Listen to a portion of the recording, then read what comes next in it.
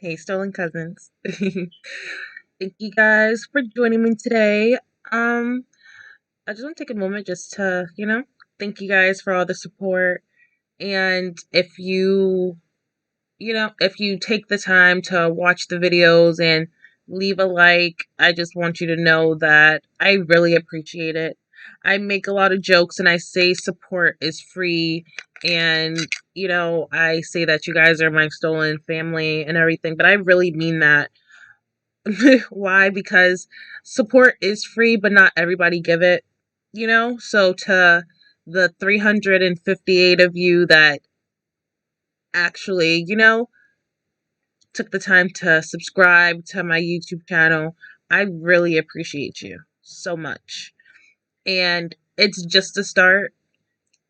I can't wait for a few years from now to where the the family grows and I can start, doing giveaways and just appreciating the people that appreciated me, just help the people who helped me, because you don't have to watch. You don't have to like the video. You don't have to subscribe, and it's all a choice. Everything's a choice. No one's forcing you to do anything. And I just appreciate you guys for taking the time to do so. Taking the time to watch videos with me. If you know people that like horror horror reactions, and if you share the video with anybody, I really appreciate all of that, because all of that helps. So I just want to say thank you guys again, and let's get right into it. We don't do this chatter. Don't mind me itching my side, mind your business. Okay, so today we're doing some SSG animations, and this one is, I hope it's good. It looked good when I synced it, right? So let's just jump right into it. Get your blanket, get whatever you get, It's time to relax, So let's get into it.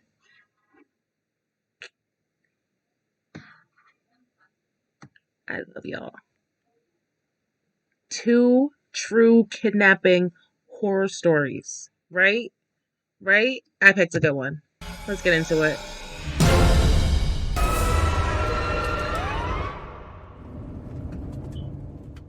People say that life is like a box of chocolates.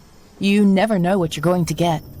Some people are confused by this phrase, while others... Nobody says that but Forrest Gump.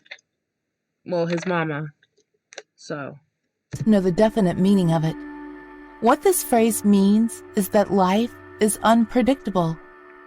Of course, at a young age, I found out the hard way that this world can also be full of cruel, heartless, evil, sick, and very sadistic people. But it's through this horrific childhood experience that I become famously known for who I am today, a survivor of a horrendous kidnapping. My name is Julie. I'm 26 years old, and this is my story. It happened when I was 10 years old. I was walking to school by myself for the very first time when I noticed a man in his mid-30s standing by a white delivery van. He seemed like an extremely nice and very talkative person, but as you know what they say, looks can be deceiving. The man approached.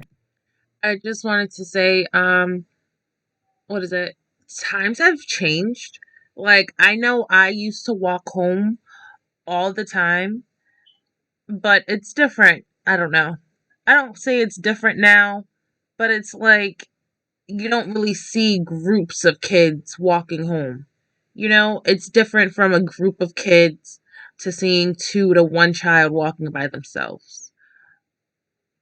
Just be careful out there, parents. The world is full of very dangerous, disgusting, and evil, gritty people. So please pay close attention. And we're only a minute in, and I'm like, Me with a weird, sinister-looking grin on his face and said, "Good morning, kid. How are you today?" I replied to him, "I'm fine." "That's good. What's your name, kid?" "Julie." Oh. "Well, Julie, My name is Sebastian. Everyone calls me Bach, but you can call me Mr. B.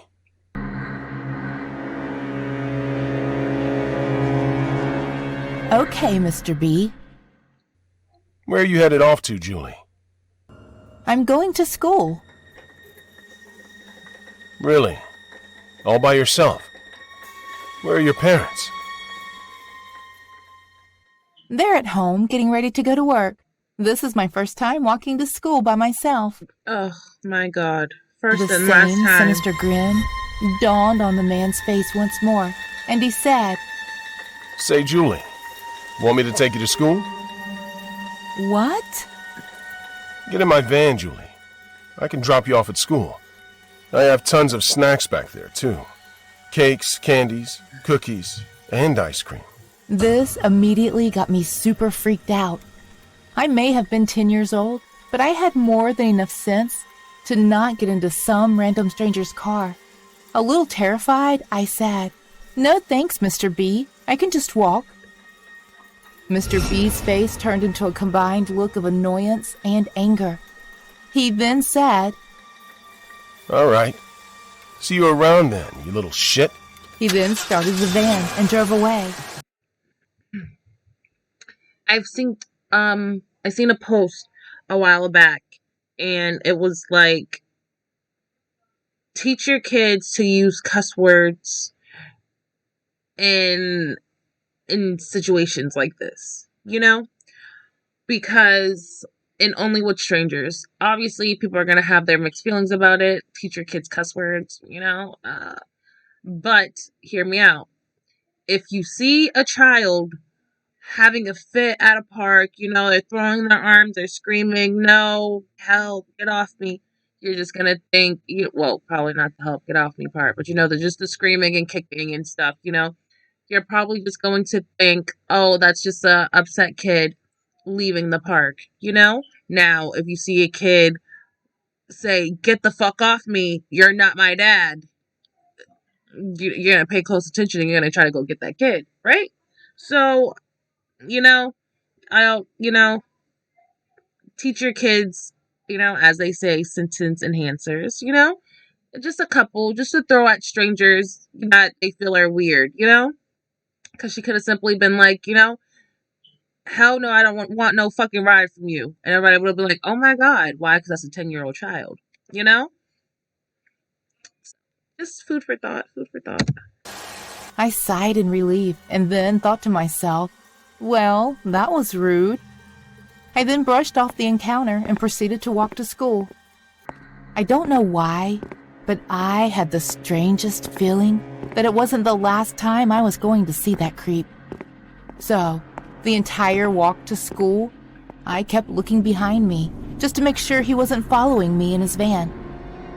Just when I was halfway towards the school, I heard rapid footsteps approaching me, and then suddenly, I felt someone's arm around my waist, and their hand covered my mouth, and then I was lifted off the ground. The person then proceeded to carry me towards the mysterious white delivery van. I recognized this van. I immediately knew that I was being abducted by Mr. B. I began kicking and screaming, while this crazy man forcefully kept trying to drag me. You see, now she was screaming, "Get the fuck off me, get the fuck off me, get the fuck off me." It would definitely have raised more awareness. To his van. I tried to scream as loudly as I possibly could, but his hand was covering my mouth, and he was gripping me so tightly that only little whimpers came out. I then started to bite his hand as hard as I possibly could. Good girl. He screamed in pain and finally released me. I tried to make a run for it, but before I could, he grabbed me by my arm, and then I felt something cold and sharp sticking me in my neck. Next thing I knew, I was tossed into the van, and then suddenly, everything went black. Moments later, I awoke and found myself tied in tape, and my head was throbbing. I then heard a door opening and footsteps coming down the stairs. It was Mr. B. Oh, good. You're finally awake. He said. He had the same sinister grin on his face, and a terrifying, hungry look in his eye. Judging from the background, I wasn't in a basement. I was inside a cellar. I realized that this crazy, sick bastard drugged me when he abducted me and then tied me up and brought me here while I was unconscious. He took the tape off my mouth, and with tears in my eyes, I cried and screamed, "Please, let me go! I want to go home! I want my mommy and daddy!" He slapped me in the face and yelled. Shut up, you little bitch! His slap really hurt. This man was crazy. I sobbed louder, and he slapped me again and said, I said shut up! This guy was insane. Then he got closer to my face and said, Your parents can't help you, little piglet. You belong to me now, you little shit. And if you know what's good for you, you will do what I say, when I say it. I then said to him in a tearful voice, "You're crazy." Mr. B then laughed manically and said, Crazy am I? Listen, kid. Here's a little something you need to know about life. We're all crazy in our own unique way, but it's how we handle our craziness that makes us different.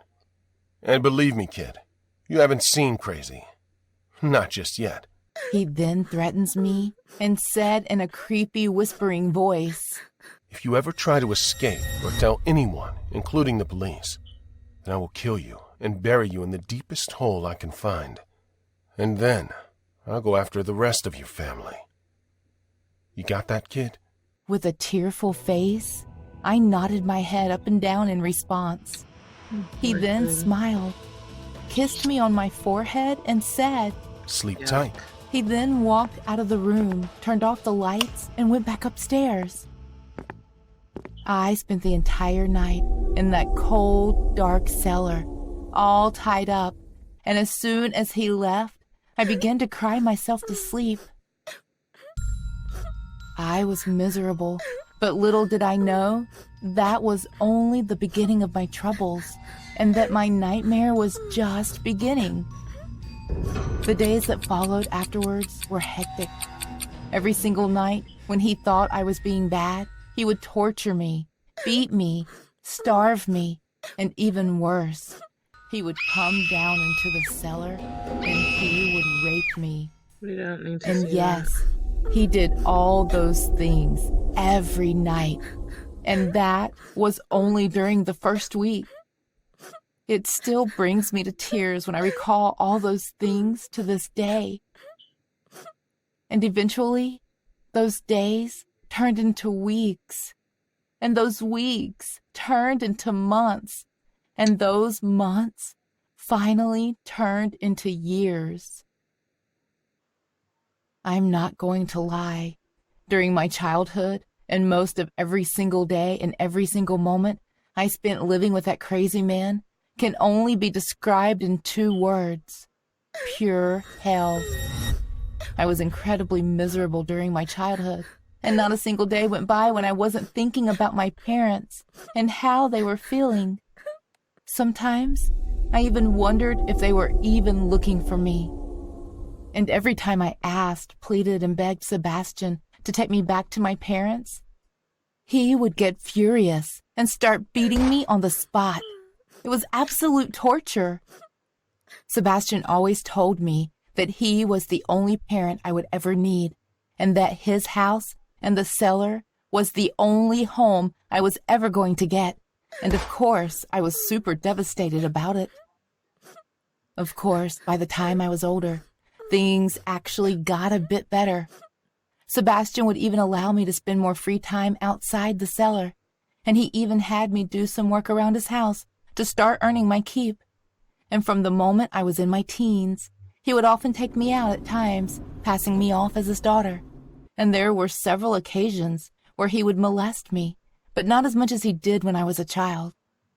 Of course, every night, I would still have to sleep in the cellar. But of course, I didn't mind it very much, as I pretty much got used to it at that point. He would have me do chores around his house as a housekeeper, clean his car, and he would even allow me to go outside to work as a gardener. It took me years to gain his trust, but he allowed me more freedom outside the cellar. Of course, I was still thinking about my parents and my old home and my growing years, and my big chance to escape finally came when I turned 18. When I turned 18, he would take me out, passing me off as his wife, and would even make me do more work around the house, and on one faithful day, I finally sought the chance to escape.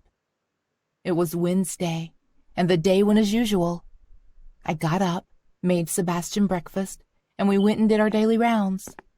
One afternoon, I was cleaning and vacuuming Sebastian's car in the garden when Sebastian got distracted by a phone call.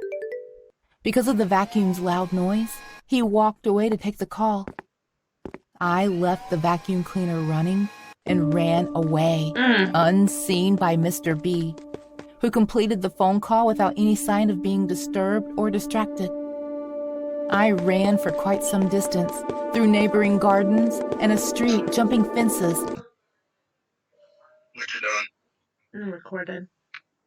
Oh, I'm sorry. What you doing? So text me. Okay.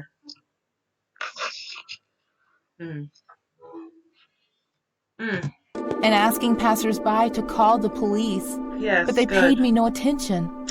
After about 5 minutes, I knocked on.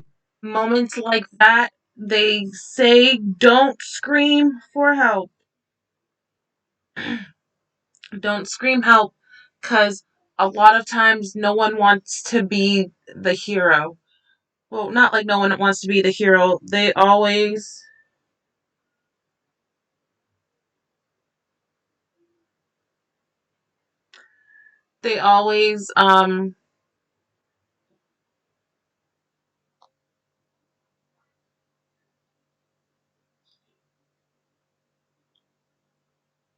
I'm sorry. They always say that, no one, someone as a bystander, they always say that someone's going to step in. They don't want to step in first because someone else is going to do it, but you never know if that's the case, So scream fire.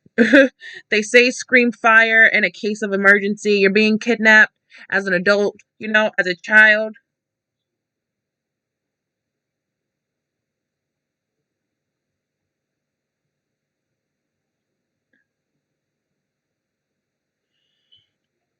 They say as a child, they're like, as a child, I say teach them sentence enhancers, teach them some cusses. As an adult, scream fire. Fire, fire, obviously get the fuck off of me, but you're an adult, so no one's gonna be as, you scream fire, help, fire, something's burning. They're gonna call 911 more than likely. Yeah. That's all I have to say. This story is really sad, it's really sickening, and I'm glad she got away. I hope she really gets away. Well, obviously she gets away, but, I hope this isn't one of those cases where she gets snatched back or something. On the window of a 71-year-old neighbor, telling him who I was, and he called the police, who arrived shortly afterwards. Later that day, I was taken to the police station and was met with the best news of my entire life. Not only did my story check out, but as it turns out, I was identified as the missing girl who's been missing since she was 10. And even better, my parents were looking for me. Of course they were. I also came to know that I've been missing for 8 years, and my parents never stopped looking for me. I was thrilled hearing this news, and later that evening, I was finally returned home to my parents. My mom and dad rushed to hug me, and we were all in tears. The story doesn't end right there. I explained everything to my parents and to the police, and I even told them about Sebastian and what he did to me when I was 10 years old. I did end up getting justice, but however, it wasn't the justice I was expecting. The next day, I was informed by the police that they found Sebastian, but he wasn't Killed alive. himself? Apparently, when Sebastian saw that I escaped, he knew that the police were coming for him, and he committed suicide by running in front of a moving train. Fucking coward. I guess he would rather end his own life like the coward he was, instead of facing what he's done. Call it Stockholm Syndrome or whatever you want, but I honestly can't say that I don't miss Sebastian. Or rather, that up until his death, Yeah, that I Stockholm kind of Syndrome. felt sorry for him. Sebastian's family mourned his death, and I attended his funeral secretly. He may have been a psychotic bastard, but Sebastian was right about one thing. We're all sick in our own way, and it's how we handle our sickness that makes us different. I now wish Mr. Bede. I hate cases where I just hate them personally. I know that people can't help how they feel. I know Stockholm Syndrome is real, where you learn to care for your captor. But in cases like this, where she was taken at 10 years old, and was forced to get used to her abuser, like, for her to miss him, I would not be angry at her for it, but I would definitely try to tell her, like, you don't really miss him. Your mind just didn't understand because you were 10 years old. I whatever she just said to make me pause it was just like, he was right. Everybody is sick in their own way. Like, not necessarily, not everybody is sick. Everyone has their own problems. Everyone has different things they're dealing with, but not everybody is sick in their own way, So I just hope, over the years and everything, because it says it's a true story. So hopefully, if it is a true story, this person has definitely, reconnected with themselves. Obviously, it's hard. 8 years being kidnapped is nothing to, to take lightly, or that's where it's like, you can't really judge her for the way she's feeling, but still, it's still like, please, sweetheart, To rest in peace. On the other hand, several years after I returned home, my story became widely known. There were several news segments about me.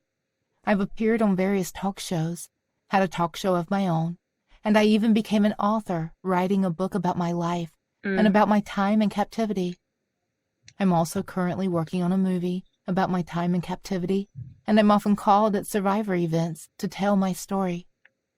And thanks to my endurance and bravery, I am still around to be telling my story for more years to come. This was written by John Johnson Jr., aka Dragon Ball Universe. This story was based on the kidnapping of Natasha Kampusch. Thanks for watching, and don't forget to subscribe to SSG Animation for more videos. Hi, my name is Tony. What I'm about to tell you is a real-life experience. It was around 5 p.m. on a Sunday when I heard a knock on the door, which was weird because nobody ever visited my uncle, who I stayed with. I strolled to the door to check who was knocking, and it was an unfamiliar face. She introduced herself as Mrs. Williams and invited me to her housewarming party. She told me she had just moved into the neighborhood with her family. Although I wanted to say no, I said yes out of curiosity. Little did I know that that decision would change my life. It was 6 p.m. sharp when I went to their house for dinner. I thought didn't they'd go with invited your other uncle? people, but it was just me. The dinner was fun and the food was lovely. I realized that their only son, Dave, and I had a lot in common, and we became close friends after that dinner. Dave was a socialite. I started attending parties with him and having more friends. I was having the time of my life until things began going south. Dave had called me that day to meet him at our usual spot. When I got there, he was looking sad and dull. I asked him what happened, and he said that his dad's company had gone bankrupt and they wanted to sell the house, so he's moving. Damn. I sat there beside him and buried my face. He noticed how sad I was and told me not to worry, that we would make enough memories before he left, starting that night. I cheered up a bit and went home to prepare for the night. He texted me a location, and I snuck out of the house to go. It was a big party. Dave offered me a drink. I drank it all at once and proceeded to the dance floor. I had a lot of drinks that night and danced around. Suddenly, I started feeling dizzy, so I sat down, and before I knew it, I passed out. I didn't know how many minutes or hours I was out, but when I regained consciousness, I was tied up in a room with other people. Oh, hell no. I was so scared and confused, I didn't know what to do. I looked around and saw Dave was still unconscious. I tried to move my body, but I couldn't. They realized I was awake, and I was injected with something. Damn. By the time I woke up again, I was in a cell parents? with about 5 others. They were looking so weak and pale. I tried to look around, but I couldn't stand up. I crawled to the door. It was an iron door, just like the ones used in prison. I peeped and saw many cells filled with weak and pale people. I moved back in fear and started panicking. Suddenly, I heard a loud sound and all the cell doors opened. We were escorted by hefty men with weapons to an enclosed garden. There was a large table at the center of the garden. Some men walked in with a doctor. I realized they were all famous and influential people, including the doctor. The doctor started walking close to us. He had a file in his hands, and it had all of our information on it. He pointed to a girl, and 2 hefty men dragged her to the large table at the center. She kept crying and begging. The hefty men tied her hands and legs to the table, and the doctor cut her stomach open while she was screaming. I stood there in shock, and I couldn't move. One of the influential men at the back nagged at the doctor and said he should have given her an anesthetic or something. The doctor laughed and said she was going to die anyway. The doctor removed her kidneys right in front of our eyes. Everyone was crying and screaming. Immediately after the doctor left, I fell to the ground and vomited, and I started crying. I saw someone walking towards me. It was a lady. She looked familiar. I remembered her from the party. I quickly gathered my energy and stood up. "You were at the party," she said. I quickly grabbed her hand and asked her what was going on. She said she had no idea. I asked her if any other person from the party was there, and she said she had seen a few people. The girl later told me her name was Lily, and we were discussing how we ended up in the hellhole. Like, A man walked up to us. He told us to stop talking, that we could end up dead. "They might think you are plotting an escape," he said. I looked at Lily and followed the man who left immediately. He was the one who told Lily and I that the people who kidnapped us were human traffickers. I was so shocked and scared. How did I end up in a situation like this? Did your friend sell you, I bro? asked the man about Dave, and he said if I didn't see him in the garden, that he's probably dead. When we returned to the cell, I cried for hours and barely slept. For the first time in 3 days, we ate. They only gave us water once a day. I was in that cell for almost 2 weeks. The doctor would come practically every day to select whoever he wanted. As soon as he points at you, you're as good as dead. I lost all hope when the doctor pointed at the man who walked up to me and Lily. The doctor plucked out his eyes. Damn. And he made us watch as he bled to death, screaming. The next time the doctor came, it was my turn. He locked eyes with me, and I whispered, "No." He pointed at me, and the hefty men carried me to the table. My hands and legs were tied before I could blink. I started struggling. The doctor brought out his instrument. He rubbed something on my stomach, then brought out a scalpel to cut my belly. I loosened the rope used to tie one of my legs and kicked the doctor. Period. One of the men punched me and tied my leg even tighter. The doctor was annoyed and told one of the hefty men to cut off my leg. Oh. My eyes opened widely and I started begging them not to. One of the hefty men carried a chainsaw and started cutting my leg. Oh. I can't describe what I felt at that moment. The pain was incomparable. It still traumatizes me today. I felt weak and was about to pass out when I heard the police siren. When I opened my eyes, Y'all couldn't have saved me before they got my leg? Like I'm grateful. I am. I would have been praising God. I would have been thanking our Lord and Savior. But like 10 minutes earlier, like when I kicked them and they punched me, not when my leg got cut off. Ooh. I was in the hospital. I heard I was unconscious for 5 days. Turns out Yeah, Lily legs are was an gone. undercover agent who had been working on the human trafficking case for Ooh, years. good shit, Lily. The craziest part is that Dave didn't die. What was he at? He sold He you? was alive and well. He sold you, right? He was the one who drugged and sold the people at the party, What did I say? including me, to the human traffickers. What did I say? I be knowing. I could have wrote that story by myself. His parents went bankrupt. They needed coin. The best way to get coin, people. I'm looking to sell a kidney right now. Drugged and sold the people at the party, including me, to the human traffickers. Crazy. He's supposed to be your I was best friend. shocked Y'all and was supposed to disappointed when I fight. visited him in jail, and his Why would only you visit him? excuse was that he needed the money. That's Ever ridiculous. since then, I never really trusted anyone. It was a traumatic and horrific experience that cost me Damn, one they of my didn't even legs. give him a leg. But I'm glad to be alive. I'm happy for you. That was a good one. I like that one. Sold by your friend? Someone you think is your best friend? Now, if they never, dealt with any money issues, would you have sold me? Crazy. Thank you guys for joining me today. Have a great rest of your day, and until next time, guys, bye.